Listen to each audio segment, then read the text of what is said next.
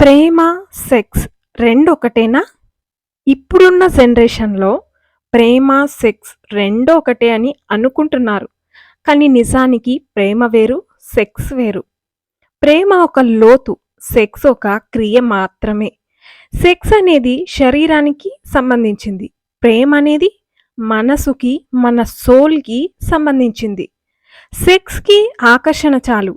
కానీ ప్రేమకి అర్థం కావాలి, సహనం కావాలి, రెస్పాన్సిబిలిటీ కావాలి. సెక్స్‌లో నాకు కావాలి అనే ఫీలింగ్ ఉంటుంది. ప్రేమలో నీకేం కావాలి అనే థాట్ ఉంటుంది. సెక్స్‌లో ఆ హ్యాపీనెస్ ఒక్క క్షణం మాత్రమే. కానీ ప్రేమలో ఆనందం జీవితం అంతా. ప్రేమ అంటే కేవలం దగ్గరగా ఉండేదే కాదు. నీ బాధని నాదిగా అనుకోవాలి. నీ కన్నీళ్లను తుడవాలి అని అనుకోవాలి. నీ జీవితాన్ని బాగు చేయాలని కోరుకోవాలి. అదే ప్రేమంటే. సెక్స్ లేకున్నా ప్రేమ ఉంటుంది. కానీ ప్రేమ లేకుండా సెక్స్ ఉంటే అది ఖాళీనెస్ మాత్రమే. ప్రేమ ఉన్న చోట ఆత్మగౌరవం ఉంటుంది, విశ్వాసం ఉంటుంది, త్యాగం ఉంటుంది. కానీ సెక్స్ మాత్రమే ఉన్న చోట ఆకర్షణ ఉంటుంది, అది లాంగ్ రన్‌లో నిలబడదు. అందుకే గుర్తుపెట్టుకోవాలి. ప్రేమంటే సెక్స్ కాదు, సెక్స్ ప్రేమ కాదు. 2 డిఫరెంట్. కానీ ఇప్పుడున్న జనరేషన్‌లో 2 ఒకటే అన్నమాట. ప్రేమ ఉంటే సెక్స్ పవిత్రం అయిపోతుంది. కానీ ప్రేమ లేకపోతే సెక్స్ తప్పు. ఈ రోజుల్లో చాలామంది శరీరాన్ని ప్రేమ అనుకుంటున్నారు. కానీ నిజమైన ప్రేమ శరీరాన్ని కాదు, మనిషిని, మనస్సుని, ఆత్మని ప్రేమిస్తుంది. ప్రేమ అంటే ఉపయోగించుకోవడం కాదు. ప్రేమ అంటే ఎదుగుదలకు మనం తోడుగా ఉండటం. నీ జీవితాన్ని మార్చేది సెక్స్ కాదు. నీ జీవితాన్ని నిలబెట్టేది మాత్రం ఖచ్చితంగా ప్రేమే. ప్రేమని తక్కువ అంచనా వేయకూడదు. శరీరానందాన్ని జీవిత లక్ష్యంగా మార్చుకోకూడదు. ఎందుకంటే ప్రేమ ఉన్న చోట మనిషి ఎప్పుడూ ఒంటరిగా ఉండడు. సెక్స్ మాత్రమే కోరుకునే మనిషి గుంపులో ఉన్న ఒంటరివాడే. ఇప్పుడున్న జనరేషన్‌లో చాలామంది అబ్బాయిలు పెళ్లి చేసుకునే టైంలో చిన్న మిస్టేక్ చేస్తున్నారు. సో, ఒకటి గుర్తుపెట్టుకోవాలి ఈ బ్రదర్స్. మనం లైఫ్‌లో చాలా వస్తువుల్ని షాప్‌లో కొనుంటాం. వాటిని మళ్ళీ రిటర్న్ చేయొచ్చు. కానీ రిటర్న్ చేయలేనివి కొన్నుంటాయి. వాటిలో లైఫ్ పార్ట్నర్ కూడా ఒకటి. అక్కడ మిస్టేక్ చేశామా లైఫ్ అంతా నరకమే. అక్కడ కరెక్ట్ డెసిషన్ తీసుకున్నామా మన లైఫ్ స్వర్గమే.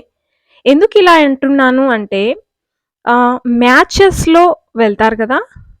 ఆ అమ్మాయి బ్యూటిఫుల్లా కాదా? ఆ అమ్మాయి కాస్తుందా లేదా? ఆ అమ్మాయి సంపాదిస్తుందా లేదా?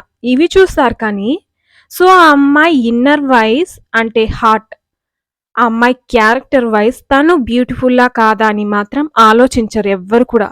ఇది ఆలోచిస్తే చాలా జీవితాలు కోర్ట్ వరకు వెళ్ళవు నాకు తెలిసి.